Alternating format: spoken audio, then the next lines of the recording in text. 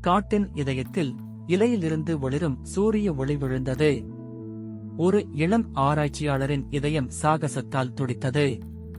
இன்று ஆச்சரியங்களையும் அதிசயங்களையும் தரப்போகிறது.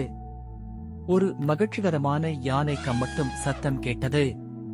யானை நீர்த்தாரையில் குளித்து நடனமாடும் காட்சியை பார்த்து சிறுவன் ஆச்சரியத்துடன் நின்றான். அப்போது அவன் வித்தியாசமான அடிச்சுவடுகளை கவனித்தான். ஒவ்வொரு பாதச்சுவடும் எதையாவது சொல்லிச் சென்றது, ஒரு மறைப்பட்ட ரகசியம் போல. வண்ண வண்ணச்சிறகுகள் கண்களுக்கு முன் பறந்தன. காடு உயிருடன் பேசுவதைப் போல இருந்தது, ஒவ்வொரு தருணமும் வண்ணமயமான மாயாஜாலம் போல.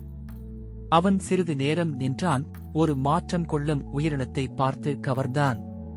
அது மரச்சட்டையில் கலந்து மறைந்தது, பார்வைக்கு மறைந்த ரகசியத்தை வைத்திருப்பவன் போல. திடீரென மேகங்கள் கூட்டமாக கூடியன.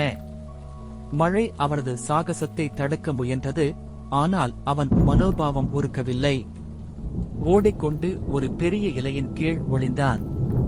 மழை மேலே இசை போல் தட்டிய போதிலும் அவனுக்குள் அமைதியாக இருந்தது. அவன் வெளியே வந்ததும் ஒரு அதிசய காட்சி. கல்லின் மேல் நீர் பாய்ந்தது, சில் போல விழுந்தது, ஒரு மறைந்த நதிக்கிணறு போன்றது. ஆவலுடன் இருந்த அவன் குழம்பினான். வீடு திரும்பும் பாதை பளபளவென்று வழுக்கியதாக இருந்தது.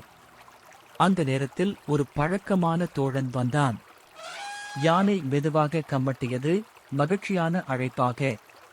அவர்கள் இருவரும் காடில் தண்ணீரில் குதிக்க குதிக்க ஓடினார்கள்.